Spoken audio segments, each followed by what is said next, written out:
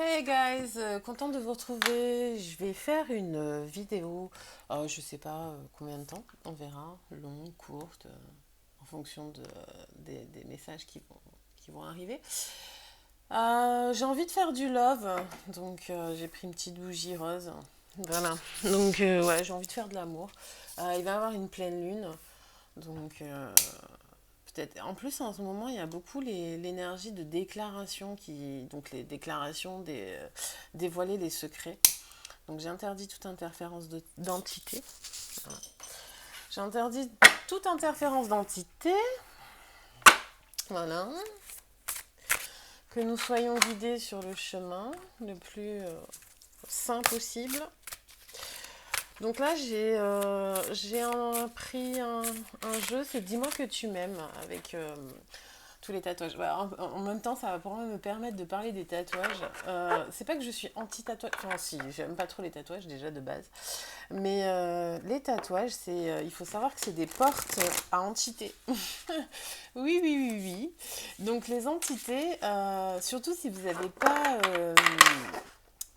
pas fermé le portail, donc c'est-à-dire activer la cicatrisation, parce que il faut savoir que quand vous vous lésez la peau, donc la peau est lésée et elle entame une cicatrisation. Bah, les corps éthériques, c'est pareil, en fait, il faut les cicatriser, donc il faut fermer les plaies.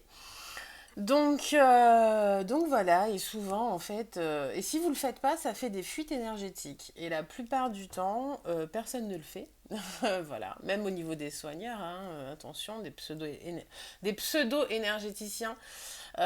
Évidemment, ils ne le font pas parce que justement, ils travaillent avec des entités. Et donc, du coup, plus il y a de fuites énergétiques, plus il y a de portes d'entrée. Et donc, ça arrange les entités en fait. Soyons bien d'accord. Donc voilà, donc c'est pour ça que la plupart ne le font pas. Déjà, ils ne le savent même pas, ils ne le font pas, et puis bah, ça arrange pas les petites bébêtes qui sont nourries par les fuites énergétiques. Voilà, voilà, tout va bien. Donc, ben voilà, c'est parti dans des infos, rien à voir. Tout ça avec le jeu Dis-moi que tu m'aimes, voilà. Magnifique. Et qu'est-ce que je voulais dire? Voilà. Donc les tatouages, voilà, c'est des portes d'entrée, il faut absolument les sceller pour éviter que les entités rentrent par cette fuite énergétique et se nourrissent forcément de vous en fait, hein, évidemment. Voilà, voilà, donc des petits parasites, voilà. Et alors l'énergéticien vous fait le soin, ça va vachement mieux, mais il faut retourner 2 ou 3 semaines après, parce que en fait, il a absolument rien soigné. Euh, et puis vous le trouvez formidable, hein, parce que ça va mieux tout de suite, donc c'est extraordinaire. Mais en fait, c'est simplement que l'entité ne vous a pas pompé pendant 3 jours, 3 semaines. Puis après, elle revient forcément, et puis ça va pas mieux, donc vous retournez, etc., etc. Donc vous alimentez financièrement un pseudo guérisseur. Voilà, bon, enfin bref. Allez, l'arnaque du New Age qui travaille avec les entités, les âmes, les défunts, les trucs, les bordels. Voilà, voilà. Allez, dis-moi que tu m'aimes. Quel est le message? Ouais, j'ai envie de rester dans le love, là. Dans l'amour inconditionnel. Je sais pas si... Paranoïa, folie et tracas. Donc, qu'est-ce qui se passe? Qu'est-ce qui se passe? En tout cas, quoi qu'il en soit, moi, ce que je ressens quand je vois cette carte, c'est qu'en fait, il y a une façade. Une façade, on ne veut pas perdre la face. Et donc, on ne montre pas qu'on est au bord de la folie. Au bord de la folie, parce que justement, une personne nous empêche de dormir la nuit. Le fait de penser à elle, H24, obsessionnel, il y a de l'obsession là. C'est vraiment de limite, donc c'est même pas de limite, c'est de l'obsession. Et le fait de l'imaginer avec quelqu'un d'autre ou voilà, le fait d'imaginer cet homme ou cette femme avec quelqu'un d'autre, ça rend dingue quoi. Et la peur de perdre, je pense qu'il y a une coupure de communication parce que l'oiseau est là, il est noir, donc c'est dans l'obscurité. Donc c'est souvent la nuit aussi, oui, en effet. Et du coup, les messages sont pas envoyés. Donc, les mains sont croisées. Donc, enfin, en tout cas, croisées. Elle se retient la main, on dirait. Donc, voilà, on se retient d'envoyer des messages, on se retient de parler, on se retient de dévoiler les secrets, ce qui tombe bien parce que la Mercure est en Scorpion. Donc Mercure, qui est la communication, va vous pousser quand même un petit peu à aller sortir un petit peu tout ce qui est émotionnel, tout ce qui est caché, tout ce qui est secret, parce que le Scorpion c'est la maison 8. Donc tout ce qui est secret, sexe, magie, occulte, tout ce qui est la nuit, les marécages, hein, on dit que le Scorpion c'est le poisson, ça c'est le signe d'eau des marécages. Voilà. Vous êtes poussé, alors sur du 40 en plus, c'est vraiment très biblique, hein, c'est un chiffre très biblique le 40.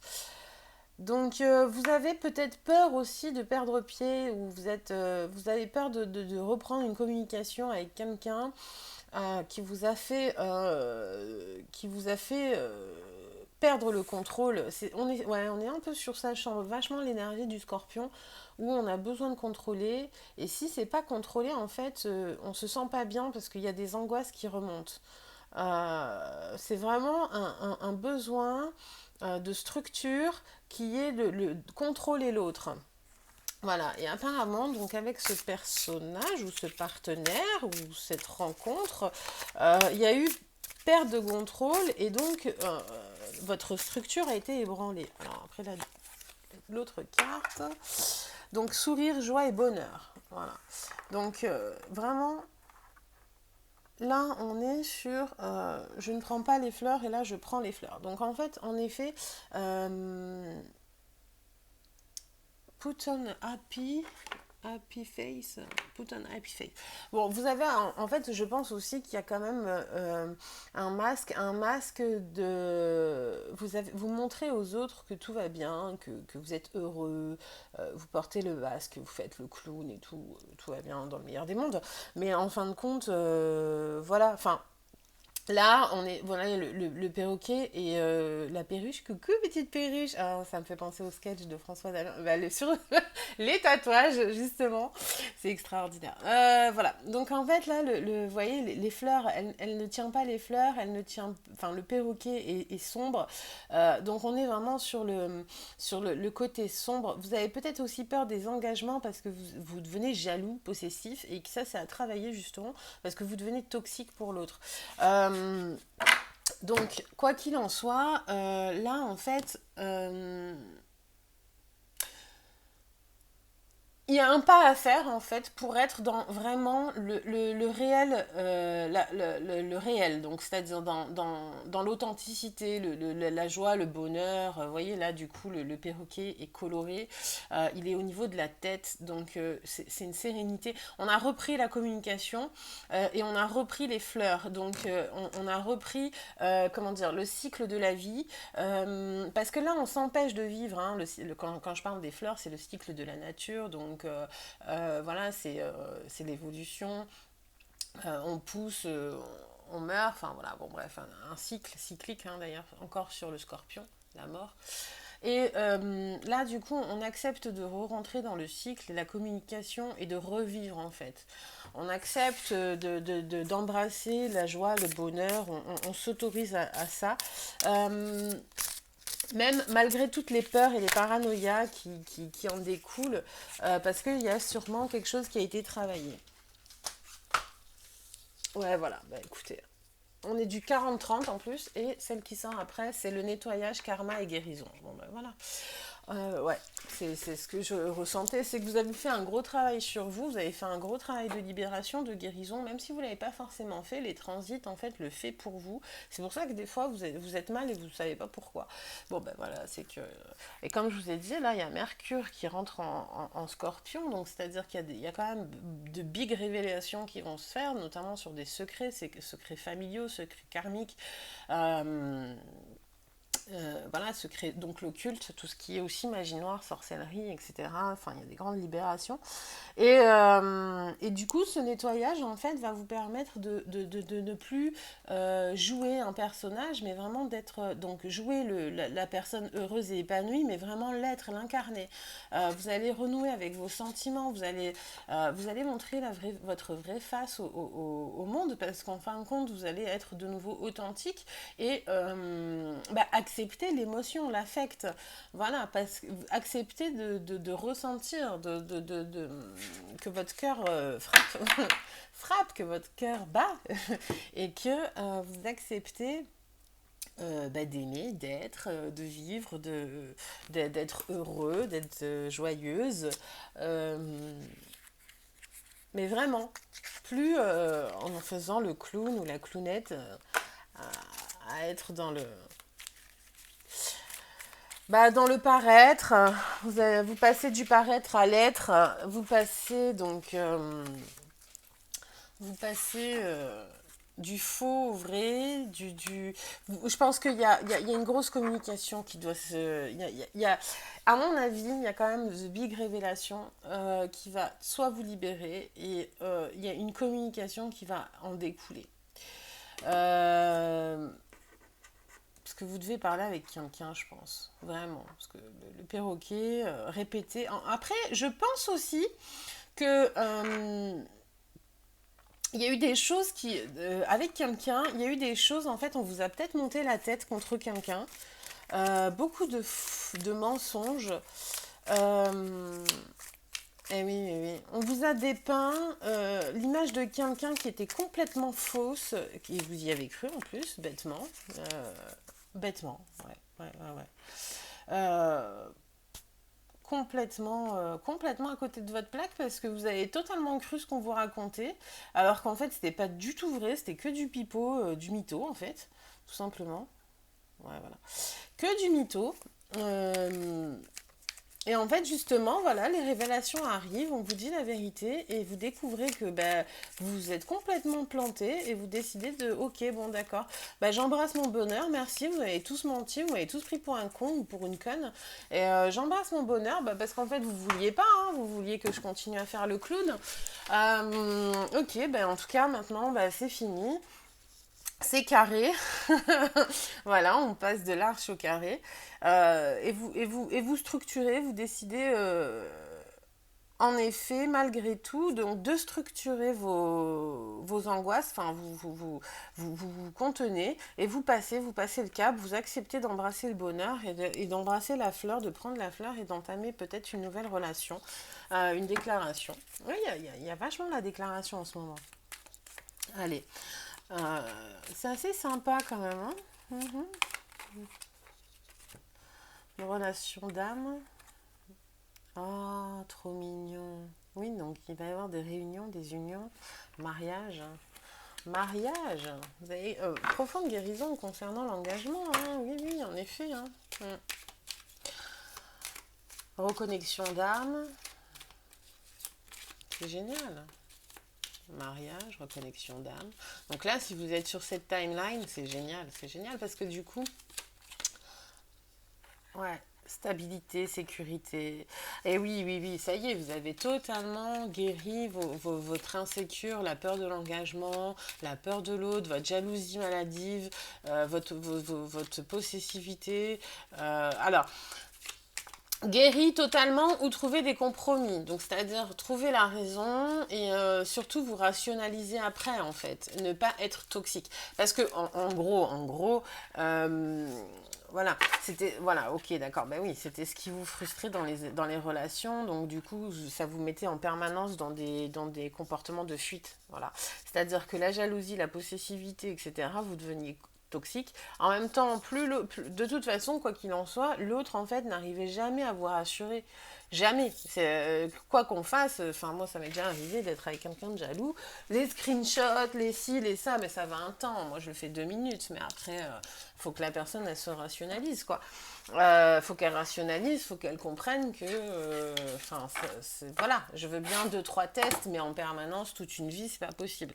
Donc, de toute façon, et puis, concrètement, de toute façon, ça ne sera jamais assez suffisant et la personne sera toujours dans un manque de confiance en soi, donc forcément dans un état de jalousie maladif.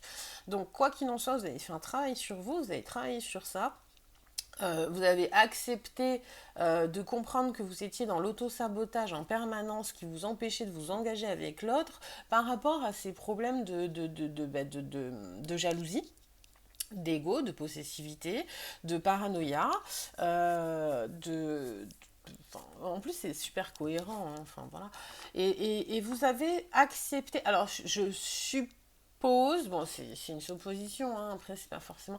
Ça vient en fait du schéma parental. Donc, c'est-à-dire, en fonction de vos parents, s'il y en a un qui a été trompé, ça peut justement vous ébranler au niveau de votre structure et bah, justement avoir peur que ça vous fasse la même chose en fait.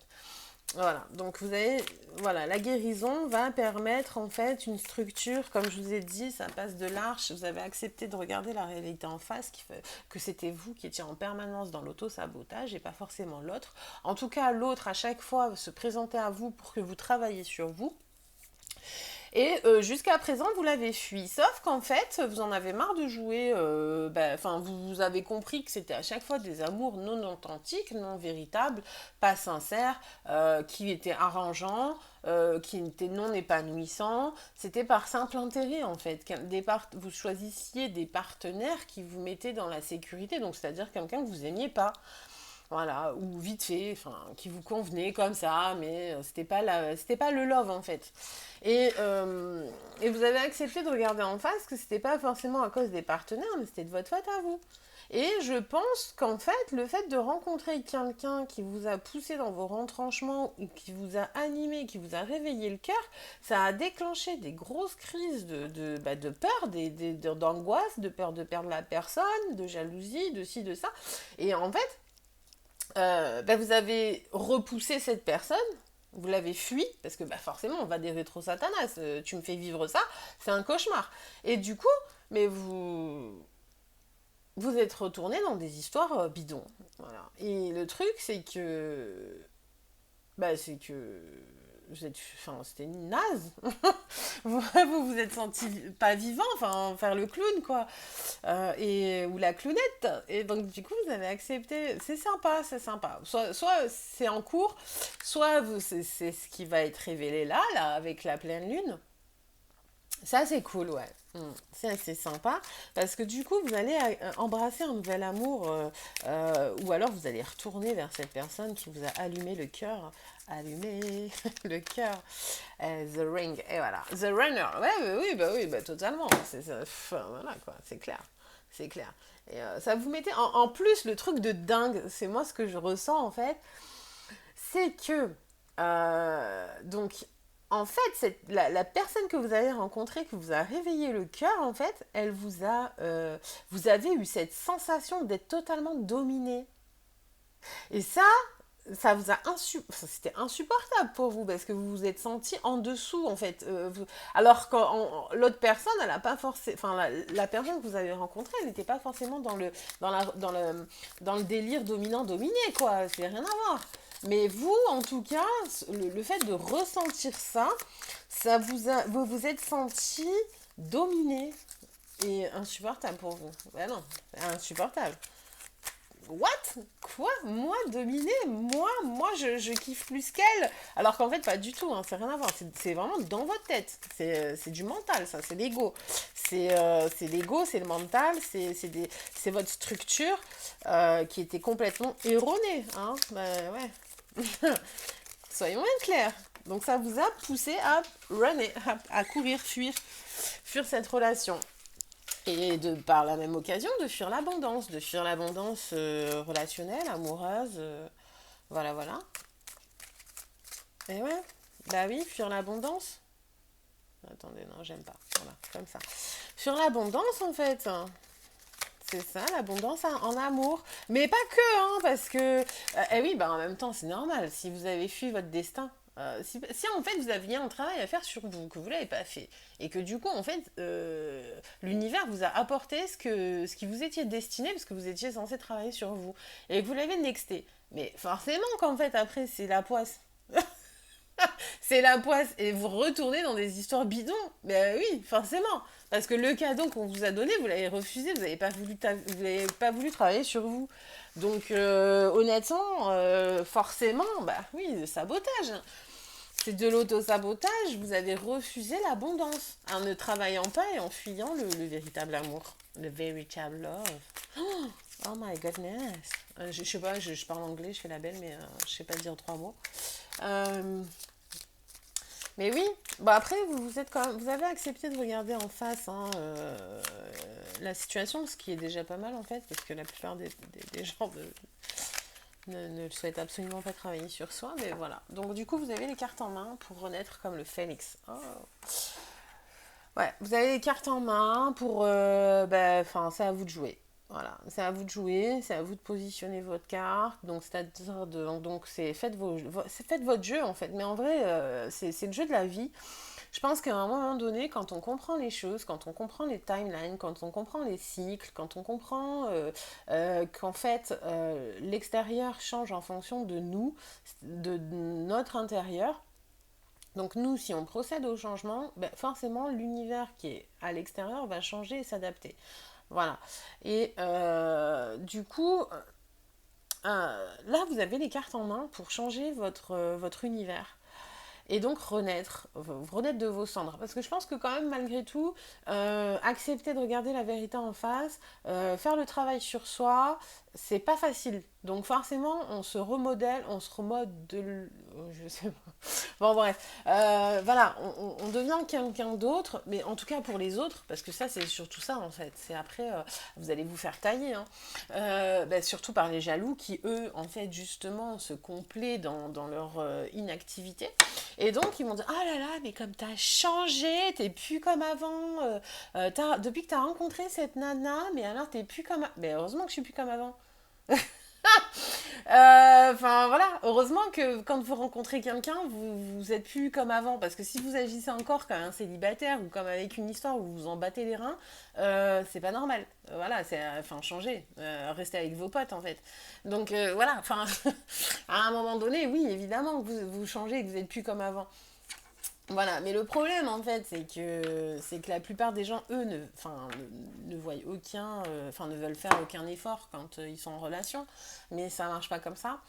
Donc oui, évidemment que vous changez, oui, évidemment que bah, certaines personnes, que vous allez délaisser certaines personnes, bah, c'est normal, hein, c'est comme quand après vous avez des enfants, vous allez privilégier vos enfants et l'éducation de vos enfants que votre pote au bar, quoi. Hein, j'ai envie de vous dire. Ce qui, après, ça n'empêche pas que vous n'avez pas le droit de faire des sorties de temps en temps au bar, mais évidemment que non. Enfin, heureusement, c'est pas parce que vous faites des enfants que vous n'avez plus le droit de sortir. Mais ce que je veux dire, c'est que vous allez privilégier votre vie de famille, vous allez mettre d'autres personnes en avant que vos potos, quoi. Vos potos qui tiennent le bar. Mm. Bon, après, je suis dans l'extrême, mais c'est pour que voilà, ça soit plus facilement compréhensible. Voilà.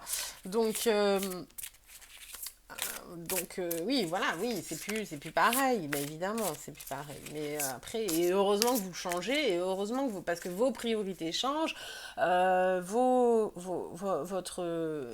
vie change, vos priorités changent, et c'est normal. Enfin, totalement normal que vous changiez. Heureusement. Donc oui, tout est normal jusqu'ici. Voilà, ben voilà. Fête, amis, famille. Voilà. Ça, c'est ce qui vous attend. De la joie, du bonheur dans la fête, famille, des profondes guérisons. Donc oui, why not, hein? Ben, je vous le souhaite. Voilà. Prenez bien soin de vous, bon courage pour ce taf hein, qui va, à mon avis, être ardu. Allez, prenez bien soin de vous. Bye.